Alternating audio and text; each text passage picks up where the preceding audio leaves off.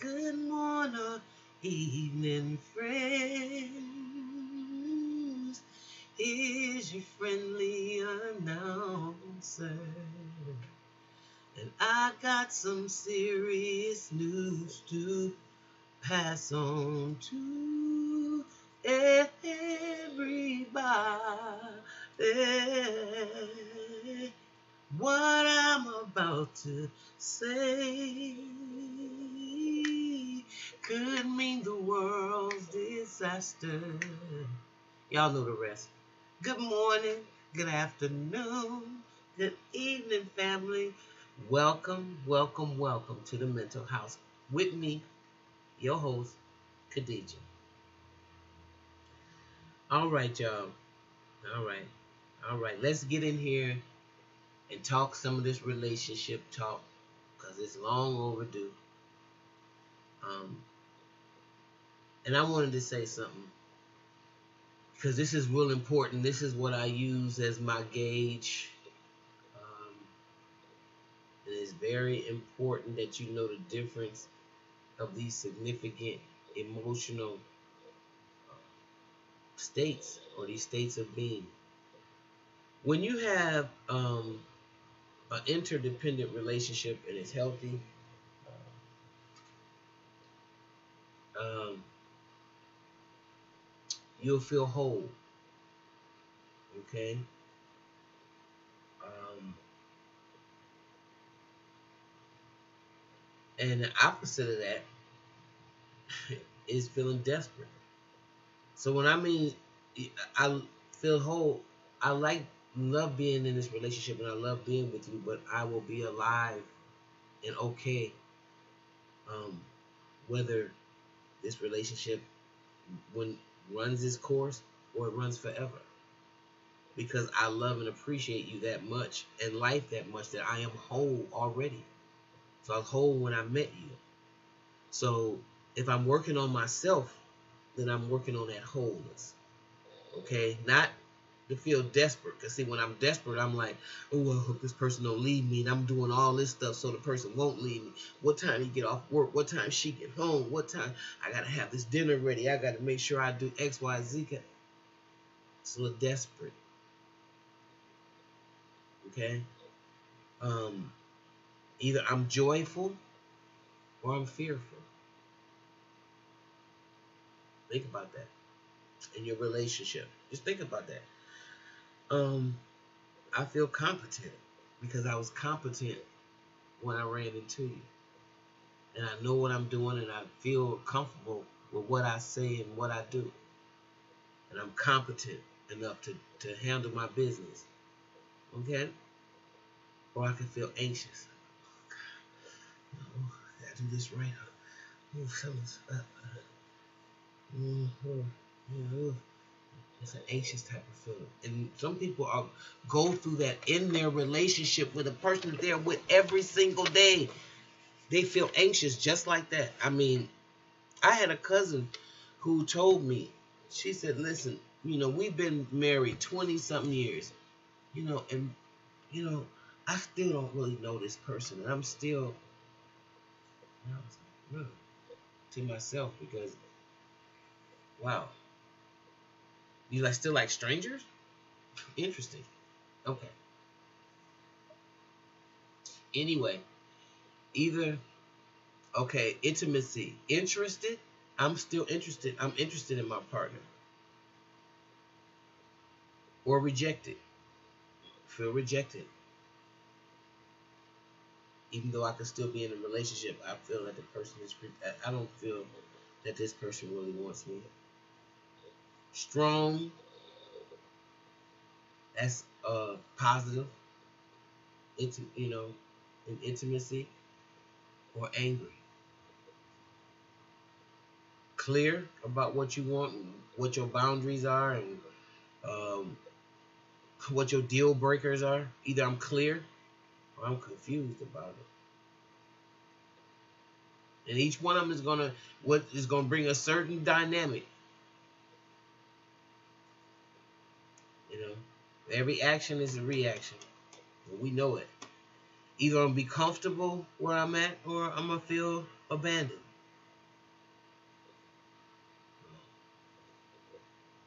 peaceful or just feel exhausted. In my last relationship, I just felt exhausted. I just felt exhausted. And now and it's been almost 3 years, and I'm just really getting my energy back. I know that sounds crazy, but for those of y'all don't know what it's like to be in a relationship with somebody with borderline personality, then you would never get it. So I won't even go there. But I will say this. Being fulfilled or feeling invisible. You got a person that's always feeling invisible, always feeling abandoned, always feeling confused, always angry, always rejected. You're not relating. That's a situation made in hell. And you just holding on. You're just holding on because you forgot how to let go. Because this is no way, shape, form, or fashion feeling fulfilled and peaceful. Okay? Either you're grateful for having this person in your life and you reflect that, or which is, I think, a part of what borderline or personality is. The person always feels controlled. It seems like 90% of their life, or their mind every day is trying to think whether somebody's trying to control them, in my opinion, or if somebody's going to abandon them. And so there's really no middle grounds, because either you spending your day trying to convince this person that I love you and I would never leave you, and you can feel confident in me that I'm going to try, or you ask too many questions and now you must be trying to control me. It's two extremes. It's two extremes. Insane. Okay? Either you're going to feel happy about the relationship or you're going to feel used. Either you're going to feel excited, and you should feel, or you're going to feel manipulated. Trusting or empty.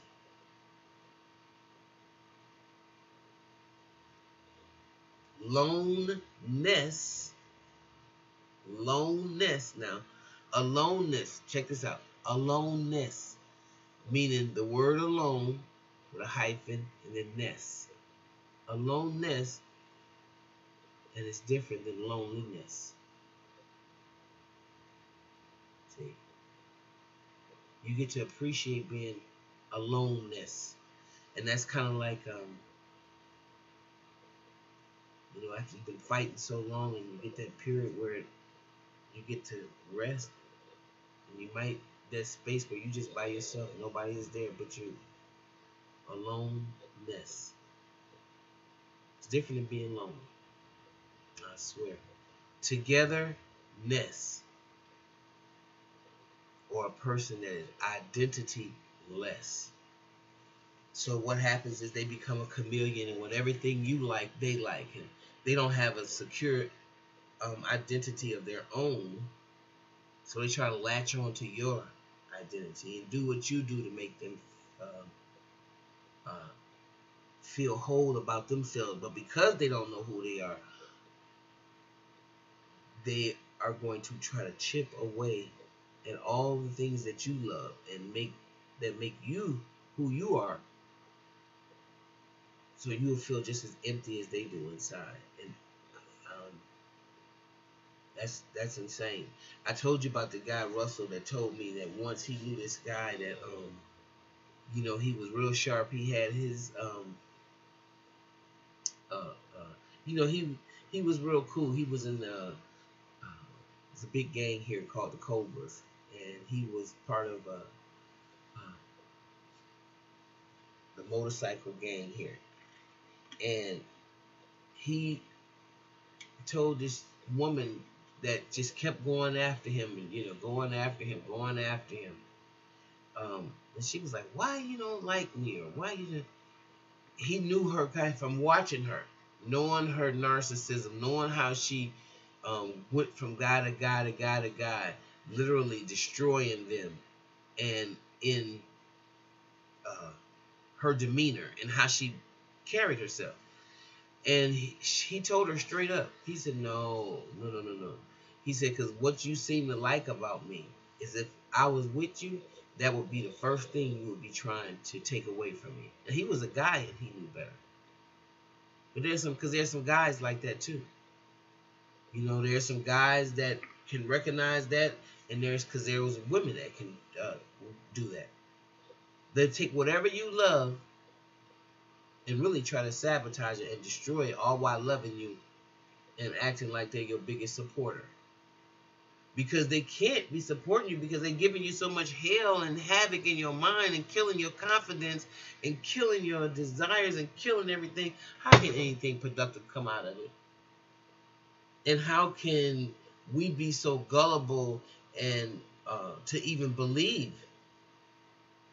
Like the video earlier, Mary J said, insecure, just wanting somebody to validate you so bad.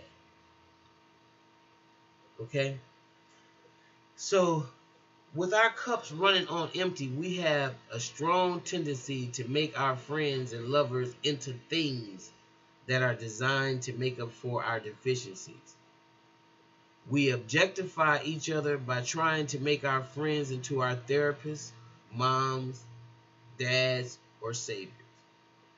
We make each other into sex objects who are designed to make us feel momentarily better and intimate, but we lack the ability to be intimate in such a much broader terms necessary for a healthy relationship.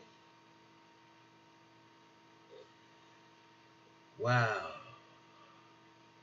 As therapists and human beings, the author sincerely believe that true intimacy is made up of little day-to-day actions that many of us view as boring until we get into recovery.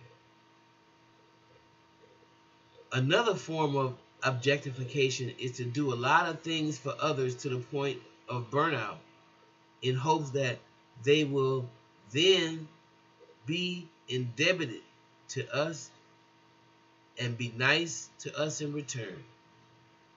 We then proclaim loudly or softly that the other person owes us. We say, look at all I've done for you. That statement is a red flag indicating that we are in an addictive relationship. And we have compromised our identities and our dignities. You hear that? It's called the old pace syndrome. Oh, I had that bad. I had that real bad. Okay, look at all, and that's why I said you always hear me say I've been on both sides of the coin, because even though we could be empaths and people that are codependent, we want something. If we want to be truly honest with this whole thing, we want something as well. We want a corrective outcome. In my case, I'm just going to stay with me because it's easier. As I analyze more and more what I went through, I think I wanted somebody that I said, okay, hey, look, if I'm doing all this, for you, and then I know you won't leave me, or I know you won't go anywhere. Remember, I'm making it extremely easy for you. Remember, my fears was being alone, being by myself as I get older, all those things. So is that a real authentic feeling for that person, or is that something that is an old pace syndrome? Because I am an adult child of a dysfunctional parent.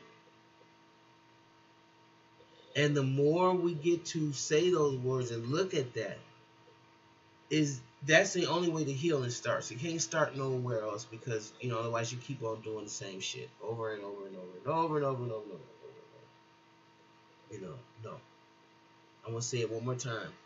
Another form of objectification is to do a lot of things for others to the point of burnout in hopes that one day, it's not funny, they will then be indebted to us and be nice to us in return. We then proclaim loudly or softly, it doesn't matter, that the other person owes us. When we say, look at all I've done for you. Look at all I've done for you. And you want to treat me like this? All I've done for you. That statement is a red flag indicating that we are in an addictive relationship and that we have compromised our identities and our dignity. Okay? So when I heard that in my head, it always makes me say, well, I've been on both sides. And if you're completely honest with yourself, you have to start saying it too, because that's the only way you're going to start healing. You know, and then life becomes good. It becomes lighter. You know, and then you want to travel light, girls. Like, you can't be going or dude, you can't be going through life with all these bags. You don't have to be a bag lady. You could be a bag man. All these broken relationships and broken situations that you haven't rectified as a man since you were a child. I mean, the hurt and the shame is still there. The humiliation is still there. It has no specific bearing on your gender. We are wounded adult children, and we gotta heal. And it's never too late. All right. Okay, you guys, I'm gonna go. If you like what you hear, please like and subscribe. And I'll see you next time right here in the Mental House. Don't forget to hit that notification bell, okay?